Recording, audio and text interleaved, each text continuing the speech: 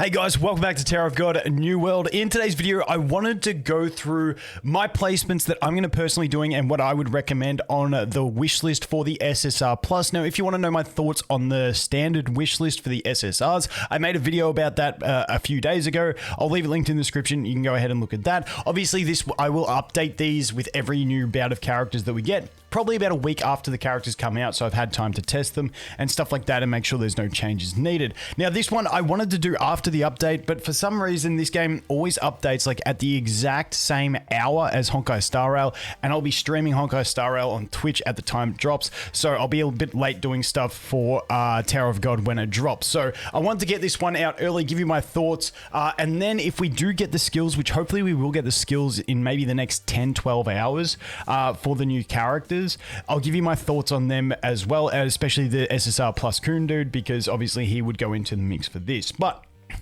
let's take a look at SSR Pluses on the wish list. Now, the other thing, I'll talk about rerolls as well at the end of this, in the hope that maybe we do get to have one reroll still, even with the wish list. But essentially, what you have is, in my mind, and as always with games are about fun. If there's a character you just like, if you don't care about pushing high deficits, put whatever characters you like on there and go nuts. But I'm looking at this more from pushing high deficits, pushing into those 4-5x deficits, and trying to really push the game for all that it's worth. So there's three must-haves that I think you need to have. First two are Data Zahad and Data Mashni.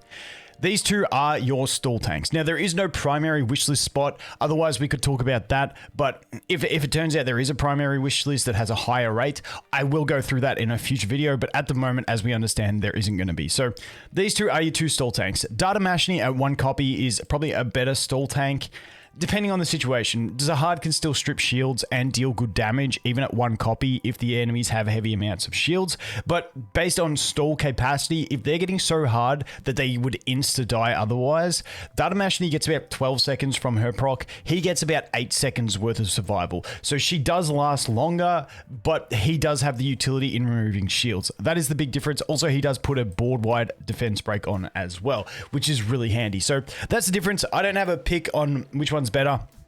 Now, these two, I think they're must-haves at a single copy, but I also think they're great to leave on the wish list because they also both scale really well with dupes, and once you invest in them. I think Zahad is probably one of the best SSR pluses all round because he's usable at 1 copy. He gets really good at 3 copies, and he gets really good with his exclusive equipment. So I think these are both good ones to leave in because they are strong and they do have that viability. Now, in the future, if we do keep getting more and more better ones, yes, these guys could fade off of there, and then you just use them as a low dupe tank. But at the moment, they both scale pretty well. So I would leave them both on the wish list no matter what. Then your next must-have is an Evan. Having these three is like just almost necessary to push around that 4 to 5x deficit up until you hit chapter 21, which is where you need 3 teams, which makes things a bit more complicated, and we're not going to talk too much about chapter 21 in this one. But these 3 units are just the top tier of units that you must have. I've made videos like 2 months ago talking about these being must-have units, and I still think they are. Evan, his invisibility on the ally at the start can be good and it can be bad depending on the situation, but invincibility that you can trigger for the entire team that then heals based on damage taken is just too good to pass up. Absolutely huge. So these 3, I don't think you'll find many people without these 3 on their wish list if there is 5 wish list spots, which we understand that there is. So that is the first 3. So your real decision comes in the final 2 spots. Now, this one, I really think it depends on you. Karaka is probably the one that most people rate the lowest. Karaka, I think, is the big thing for him, in my mind, is when he gets to max rainbow, which is a very long-term play, and it's not a play I'm willing to make. But when I test him in the simulation, him maxed out because of the starting energy is absolutely ridiculous because he can taunt so early. The problem with Karaka early on for people, even if you have dupes of him, he's normally not your hyper carry, so he's not your highest level unit. And because if you have dupes and he's not high level enough, he still get insta dropped. And the problem is he'll die. Then when he'll come back and taunt with his and then he just gets killed. Now, when he has max dupes and energy, he basically just walks in and starts his ult, which is a taunting beam, which is going to deal damage. And that is huge for him. And I think that's the biggest difference. But because it requires max dupes to get that gameplay, now I could be wrong on this take. So take this with a massive grain of salt. I would leave him off personally. The next one is Evan Kell. Evan Kell with dupes and investment is an absolute monster. Most of the whales that I speak to and I see playing use Kell as their favorite type SSR plus as just raw damage carry, along with Zahada as well. So I think Kell is a great option because she just scales well the more investment you give her, and she can deal massive amounts of damage. Now, the next one is going to be Big Bashni. Now, she needs her exclusive equipment upgraded, and she needs that at least 3 green to work really well from what I've seen. But I've heard people say she does work really well. I've tested her in simulation, and I think she does well. I've mercenaried her on a couple stages that I was stuck on, and I think it was a blue star one, 2 blue star, and she absolutely melts things. So I think she is very good. So she's one that you can put in there if you want. And then same goes with Viol. Kind of similar situation to her. He needs the investment, he needs the dupes, so it kind of becomes these final 2 slots become what you want to go. But the one thing we are not mentioning is that we do have in the update that's coming, we do have the new big coon dude with the lightning spear, and he could definitely be an option. Now, looking at his animations and stuff, I think he will be one that I will personally be putting in one of these flex spots.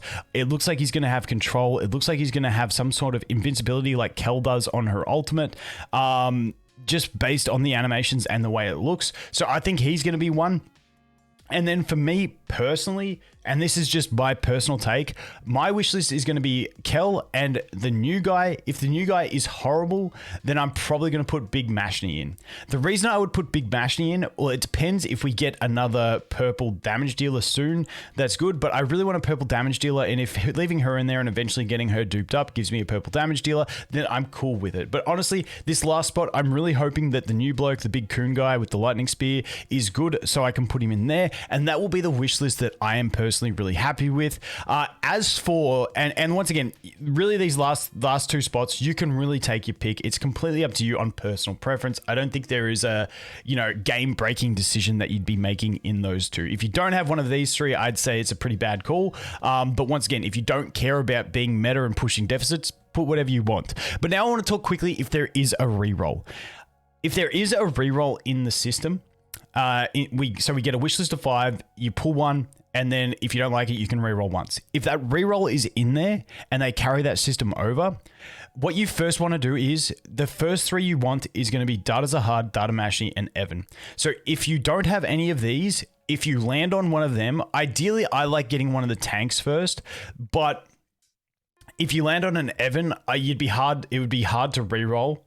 On the chance that you miss it and get one of the other 2 that aren't as effective. So I think at the moment, if you don't have any of these 3, you reroll until you get one of the, you reroll any, if it lands on either of these flex slots, you reroll it and try and get one of these 3. Then once you have one, let's say you have Data Zahad. If you land on Data Mashni or Evan, doesn't matter which one you think is better out of the 2 for your team. I think if you get either of them, you keep it. Okay, if it's Data Zahad again, or one of these flex spots, you re-roll it. Because your ideal thing that you want to do is fill out these 3 slots first in your team. So then, now that you've got 2 of them, you re-roll anything that isn't the last one of these 3 that you want. So your first target is to get 1 copy of all 3 of these, and I think that is I'm very happy recommending that to people, because I think that is honestly the best way to progress at a high deficit, because you will end up needing these 3 to do so. So that would be my suggestion, is get one of these 3 first, keep it. If you don't get, then get one of the other 2.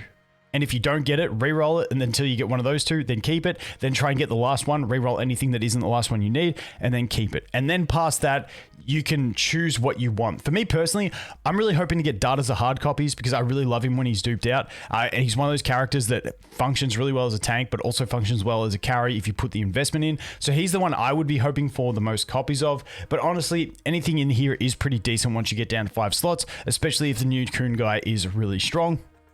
And that's pretty much what we're looking at. So once again, you don't have to listen to me. That's just my opinion on the experience I've had in the game with pushing deficits. I think those three are the most important. I like Kel personally. And then the flex spot, like I said, I'm looking at probably putting the new unit in. Plus, I just want to get a copy of the new unit anyway to test him out and play with him on my account. So I'm probably going to do that nonetheless. But once again, I will update you guys if anything in this does change. Unfortunately, like I said, the updates just happen at the worst time when Star Rail's got an update and I'm streaming. So that is going to be it for this one. As always, thanks for watching. Hope you have an awesome day and I'll look forward to seeing the next one. Cheers.